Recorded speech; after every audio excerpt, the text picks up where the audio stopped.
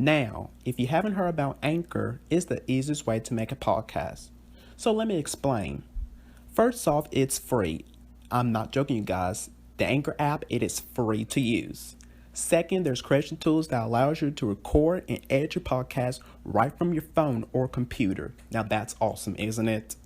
Third, Anchor will distribute your podcast for you so it can be heard everywhere, you guys, on Spotify, Google Podcasts, Apple Podcasts, and so many more platforms.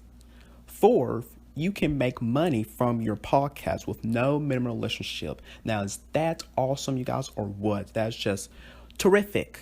And finally, it's everything you need to make a podcast in one place. So I have another podcast with Anchor, and I'm just loving Anchor so much. I love it. It's so very easy to use, guys. So why don't you download the free Anchor app today or go to anchor.fm to get started.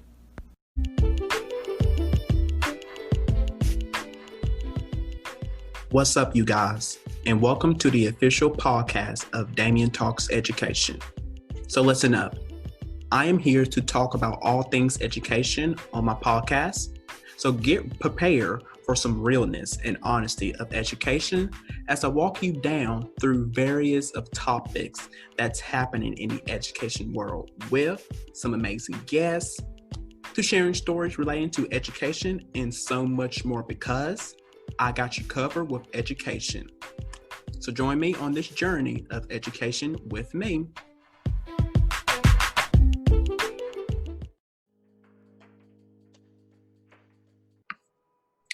Hello, everyone, and welcome to Damian Talks Education. I am Damian Anderson here. So let's get started with another week of the topics that is currently happening around the world. So this topic for today I have is for teachers, of course, out there. And the topic is white teachers need to see color. So here's why. So to the white teachers, please listen to this, because white teachers need to see color in their classroom. So here's why. And so we can't pretend like race is not an issue in our classroom, because it is. It is. So don't just pretend like it's not an issue. It's the whole picture. It's the big issue. Okay? So really is. Now, here's a story that I found, you guys. So just listen to this. I don't know who this person is, but actually I didn't know the person, but I'm just keep their name anonymous. But when I found the story, just listen to this. So this person said, when I first started writing, I wrote a piece called 10 Things I Wish My White Teacher Knew. So I took some time to reflect on my school years as a Black girl with mostly white teachers in Detroit. And I got a lot of positive feedback on this. One teacher said, "I love your piece." I thanked her and I told her she was a remarkable teacher, and our students were lucky to have her. So she responded, "I don't see color, I just see kids." I knew she meant no harm, so I smiled. But it bothers me to this day. I didn't ask her to reevaluate her approach. So I have been thinking about the 11th thing I wish my white teacher knew. You need to see color.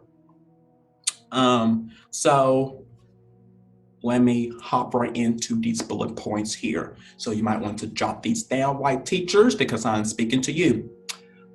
First, you need to see color in your classroom, because there is nothing wrong with color. Did you hear what I just said? You need to see color in your classroom because there is nothing wrong with color. There is nothing wrong with my color, okay? There's nothing wrong with Latinos. There's nothing wrong with Hispanics. There's nothing wrong with any color in particular, okay? So the cure for racism in education is not color blindness. So color blindness erases the student's individuality in the educational space. So the statement is and I've been seeing this a lot on Twitter. The statement is a micro aggressiveness, or a statement with a undercurrent or prejudice, which says that your racial and cultural identity is not a factor at all. So our students are gabbering with their identity, and race is a part of that. So the way our world is set up, Black and brown kids have to be taught self-love on purpose. So provide opportunities which allows them to broadcast their racial and ethical identities, and also be proud of it. Be proud of it. It's okay to say things like, Black is beautiful. Am I right, Damaya? Right. Black is beautiful. And for a white educator to facilitate a discussion on race. So it just has to come from the right place. Okay? So say it. Black is beautiful because it is. Teach your children that to the brown to Black people. Teach that, especially to Black daughters, that Black is beautiful. They are beautiful in their own skin. There's nothing wrong with it. Okay.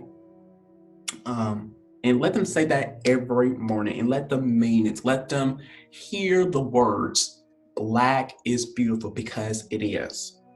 All right. Um, so that was the first bulletin point.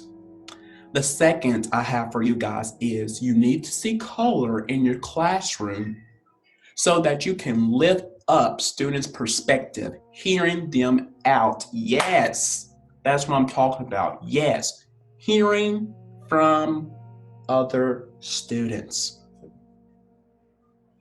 Okay? Now, if you are a white teacher in a minority classroom, you may not understand your students' perspective on certain issues. Like, for example, the flag demonstrates hashtag take a knee. Colin Kaepernick says he is taking a knee to bring light to police brutality and injustice. However, there's another loud voice which says he is disrespecting troops. Now, this narrative switching is very popular, is a very popular tool for white supremacists. Now, historically, when people of color step out of order, people in power change their narrative as well.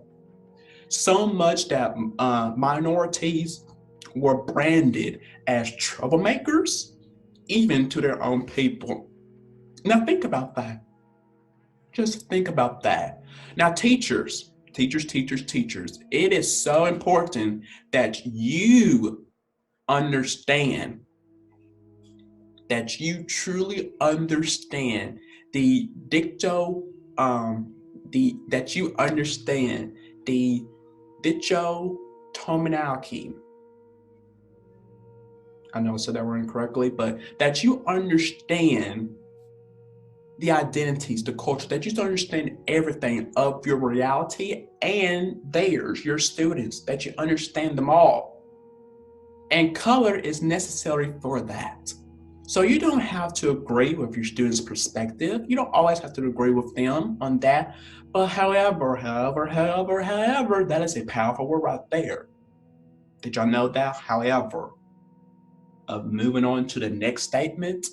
However, it is necessary that we understand Black and brown children may experience and interpret events that they may experience and interpret events differently than yourself, white teachers.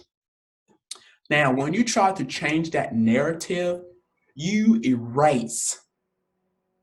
Listen to this. When you try to change that narrative of them, you are erasing. You are erasing their unique experience, which shapes them, and you whitewash them away. You totally are.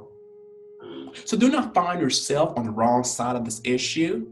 Allow open. That's what I've been saying for the past couple of episodes. Allow open conversations so children can speak truth to power. We need to all have these difficult conversations with ourselves first. We got to before we begin it with other people. Because if you don't understand the issue of what's happening, then how can you possibly like relate or get on the same task as that person is explaining to you? How how can you? So I believe in you have to have these difficult conversations with yourself first before you truly dig in deep with others explaining. Okay, I know I'm doing a lot of moving gestures, but hear me out. You have to have these open conversations with yourself first to fully understand these kinds of issues. Okay, now model how in America people can have different perspective and coexist. Okay, moving on to the third is you need to see color, and these all begin with, you guys, you need to see color in your classroom. Okay, so you need to see color in your classroom because your black and brown students do not have the they do not have the they do not have the literature, they do not have the let me start this over again, you guys. You need to see color in your classroom because your black and brown students do not have the luxury to unsee color. Now, minority students are taught to be consistently aware of themselves and others. And here's what one teacher, well, one teacher, here's what one person wrote that they remember when they got their first job interview and their mom took them shopping and they had a hard time finding a nice suit that was professional, but they didn't appear too aggressive, and then a harder time wearing ballet flats because they did not want to appear to be demurring at all. So every person of color has a familiar story where an elder takes time to talk about the way their physical appearance is interpreted by white people. So, do white people talk about how to make themselves appear more culturally aware in interviews? Let me say that again. Do white people talk about how to make themselves appear more culturally aware in job interviews? Hmm. I'm not sure. I'm not sure. Now, too often, we, minorities, quiet ourselves to not appear too black or ethical out of fear that we will be seen as undesirable. Now, um, here's again, I found a white teacher of minority students should create a space where your students are not worried about you judging them judging them for being themselves. Okay, like for example, getting loud, laughing too much hysterically, or even blowing hot air out of their mouths. So take their words at face value and adopt a policy of assuming positive intent, even if your logic or history has taught you otherwise. Okay? Now, moving on to the next. Teachers need to see color in their classroom because it is one of the things that makes your students unique. Okay? Now, every time a white teacher says this, I don't see color, you abandon a child in an educational void by refusing to recognize them for who they are.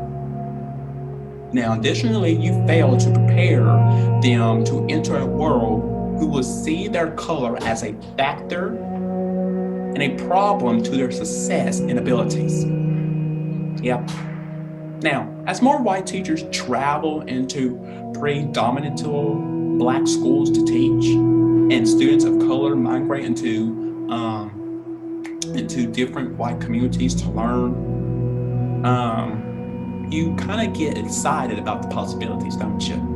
Now, on the other hand, you fear they will become less self-aware of their cultural significance and ask to blindly assimilate.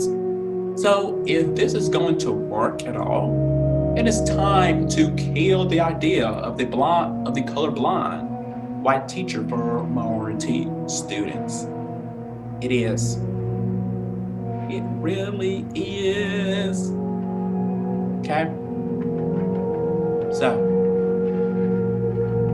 that's it right there, you guys. White teachers need to see color in their classroom, and I just provided how. So, I hope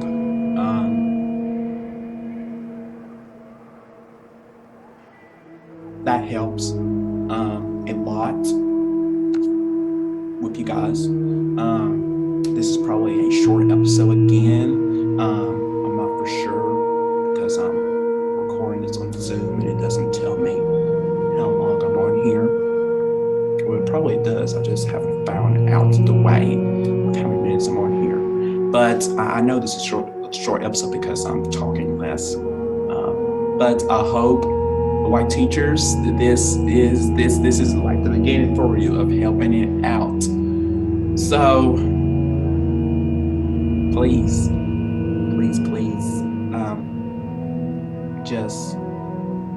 just provide this into your classrooms, white teachers.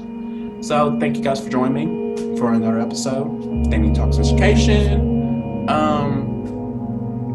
Make sure you subscribe and follow my podcast. This podcast, Damian Talks Education.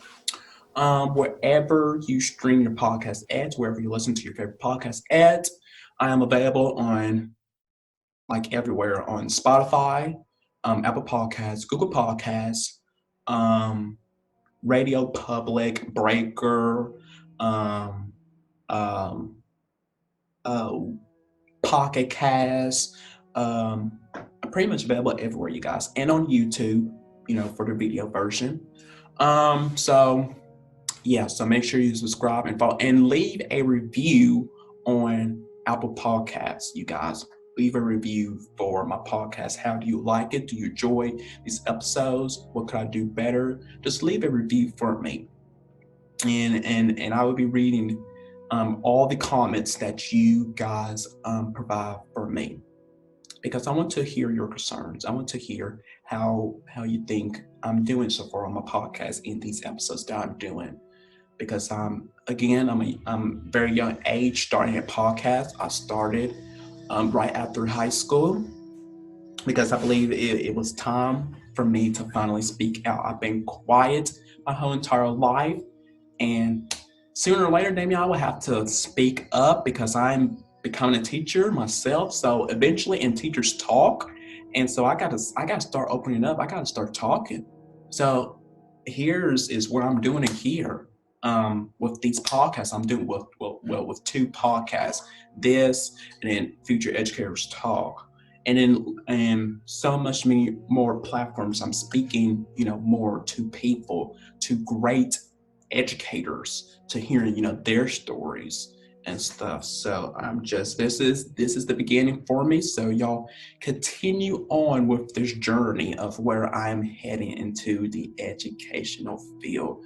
So again, make sure you subscribe and follow into my podcast wherever you listen to your favorite podcast ads.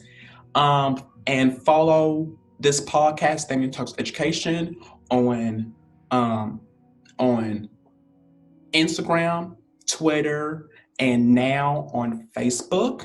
I am now on Facebook now, so you can follow this podcast on Instagram and Twitter at Damian Talks Edu, and then on Facebook at Damian Talks Education or Damian Talks Edu.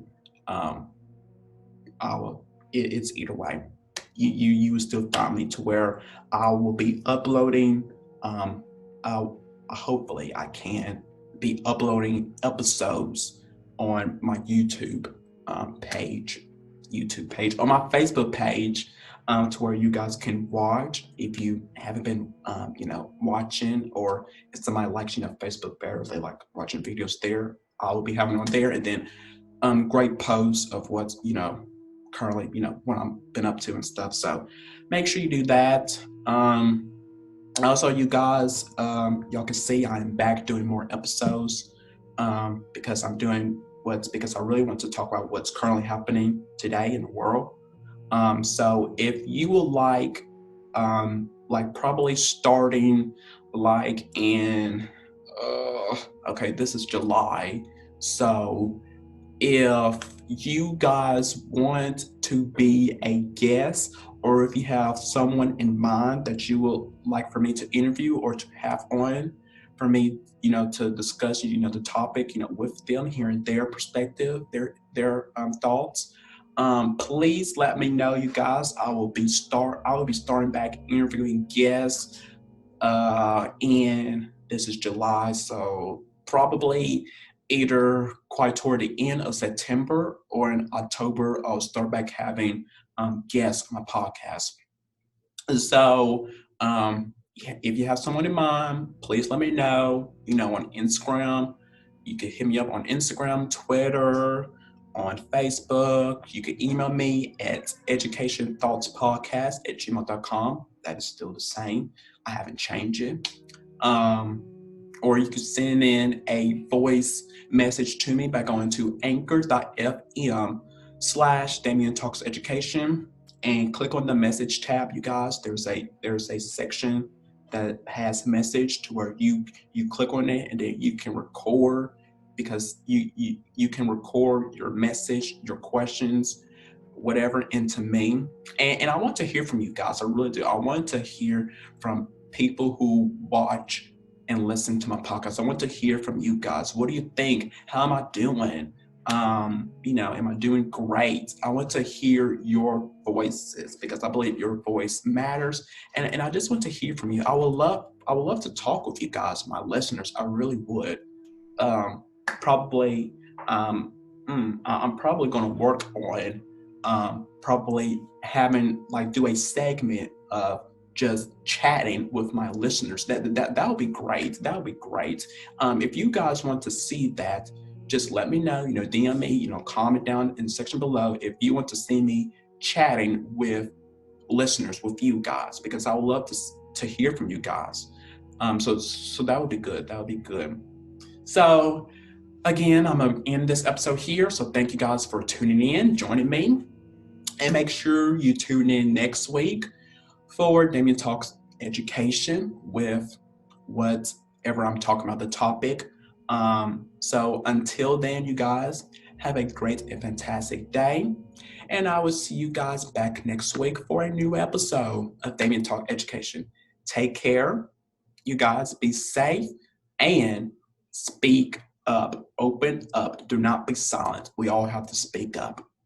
Take care. Hello, everyone. Damian Anderson here. If you have a question, concerns about Damian Talks Education, stories to share with me, any feedback to share, reactions to the topics that I talk about, jokes to tell, or someone you will like for me to interview, please let me know by direct messaging me on Instagram and Twitter at Damian Talks EDU, on Facebook at Damian Talks Education. You can email me at educationthoughtspodcast@gmail.com or send in a voice message to me by going to anchor.fm/Damian Talks Education, and make sure you click on the message tab to where you can record your questions into me. Thanks so much.